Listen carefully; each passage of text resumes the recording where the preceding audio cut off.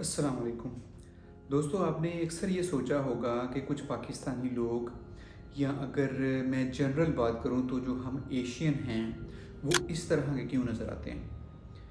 तो दोस्तों, अगर मैं एशियन लोगों की जनरल फिज़ीक के बारे में बात करूं तो हमें जो है वो इस तरह की नज़र आएगी कि पतले बाजू होंगे, पतली टांगें होंगी और जो पेट का हिस्सा है उसके इर्द गिर्द जो है वो फैट जमा होगी।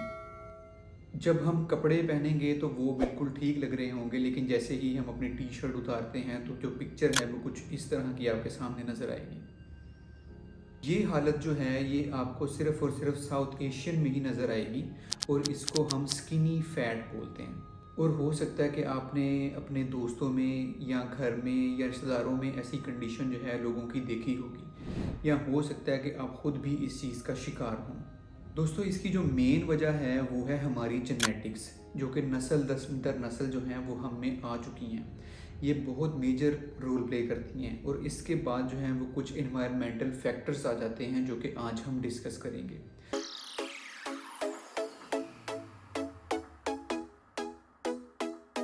टोटल 4 ऐसे मेजर इन्वायरमेंटल फैक्टर्स हैं जो कि हम एक एक करके उसको डिस्कस करेंगे, और अगर हम इसको प्रिवेंट कर सकें तो बहुत हद तक जो है वो हम ऐसी फिज़ीक से बच सकते हैं। तो इसमें जो सबसे ऊपर जो एक बड़ा फैक्टर आता है वो होता है हमारी फूड। अगर हम अपनी फूड को देखें तो हमारी जो फूड है उसका जो मेजर रोल है वो कार्बोहाइड्रेट्स होते हैं। कार्बोहाइड्रेट्स जो हैं वो हमारे लिए बुरे तो नहीं हैं, लेकिन मसला तब आता है जब हम इसका बहुत ज़्यादा यूज़ करते हैं। अगर हम अपने पिछले हफ्ते की खाने की रूटीन देखें तो उसमें यकीनन कुछ इस तरह की डिशेस मिलेंगी जिनमें रोटी, चावल, बिरयानी और तरी वाले सालन, निहारी, नान, या एक या दो विज़िट जो हैं कम से कम वो किसी रेस्टोरेंट के या रोड साइड पे जो ढाबे होते हैं उसके ज़रूर मिलेंगे आपको। तो ये सारी जो फूड होती है इसमें कार्बोहाइड्रेट्स का जो कंटेंट है वो बहुत ज़्यादा है।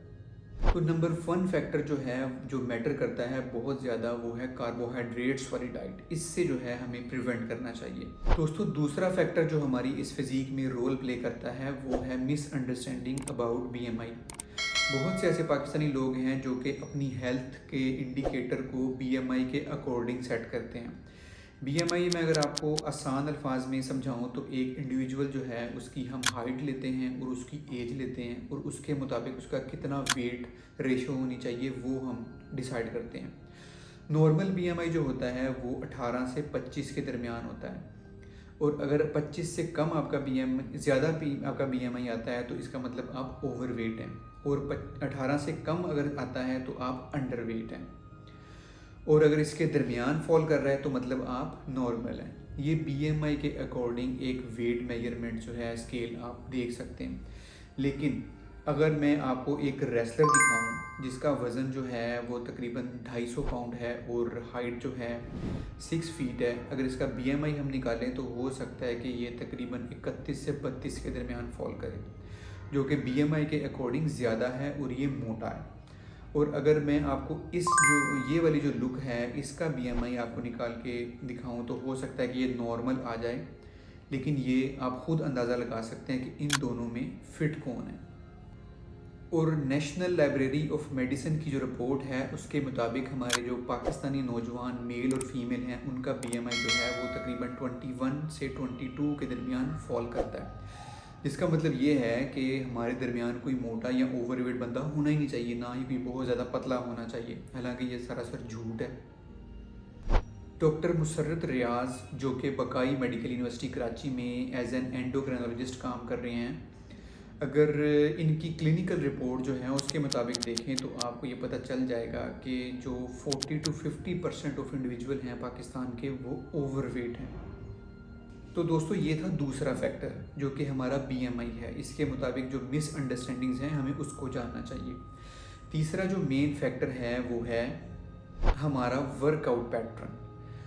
आपने देखा होगा इर्द गिर्द के बहुत सारे ऐसे लोग जो हैं वो वर्कआउट या जिम तब स्टार्ट करते हैं जब उन्होंने कोई इवेंट पे जाना हो या कोई शादी आ रही हो 3 माह बाद, तो वो अपना वर्कआउट जो है वो शेड्यूल तैयार करते हैं और बहुत ही अग्रेसिव डाइट जो है वो यूज़ करते हैं ताकि इस पीरियड के दरमियान जो है वो वेट रिड्यूस कर सकें। लेकिन दोस्तों, ऐसा हरगिज़ नहीं करना चाहिए, बिल्कुल गलत है। वर्कआउट जो है वो एक लाइफ टाइम प्रोसेस है, ना कि थोड़ी देर के लिए इसको अपनाया जाए और अपने मुताबिक का वज़न अचीव करके फिर इसको छोड़ दिया जाए। और चौथा और आखिरी फैक्टर जो इसमें रोल प्ले करता है वो है हमारा एकेडमिक प्रेशर।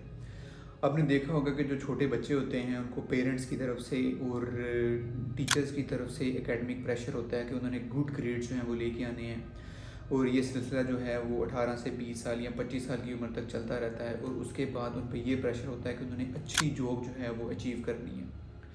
और जब ये सिलसिला ख़त्म होते होते 30 या 35 साल तक एक इंडिविजुअल जो है वो पहुंचता है तो उसके जिस्म में दर्दें स्टार्ट हो जाती हैं, पेट निकला होता है और अजीब सी एक शक्ल हुई होती है। तो इस सारी चीज़ को अचीव करने में हम जो एक इग्नोर करते हैं चीज़, वो होती है हमारी फ़िज़िकल अपीयरेंस। दोस्तों मेरे हिसाब से इतने बड़े करियर का कोई फ़ायदा नहीं है अगर आप उसको अच्छी तरह से इंजॉय नहीं कर सकते और लॉन्ग टर्म तक लेके नहीं जा सकते।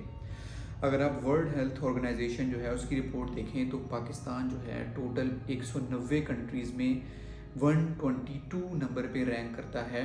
और अगर आप साउथ एशिया जो है उसकी रिपोर्ट देखें तो पाकिस्तान जो है पूरे साउथ एशिया में नंबर 1 पे है अपने डायबिटिक पेशेंट्स की वजह से। तो देखिए दोस्तों, जो इन्वायरमेंटल फैक्टर्स जो हैं जो आ रहे हैं, जिसमें फूड और वर्कआउट जो है और हमारे एकेडमिक प्रेशर्स जो हैं, इनकी बात करें तो इसमें कोई भी फैक्टर ऐसा नहीं है जो कि हमारी गरीबी को शो करे या हम ये कहें कि हम तो गरीब हैं या हम बैकवर्ड हैं और हम ये अचीव नहीं कर सकते और वो वाले जो मुल्क हैं वो बहुत ज़्यादा इस तरह के हैं फलां ढमकां और वो इस लेवल तक पहुंच चुके हैं।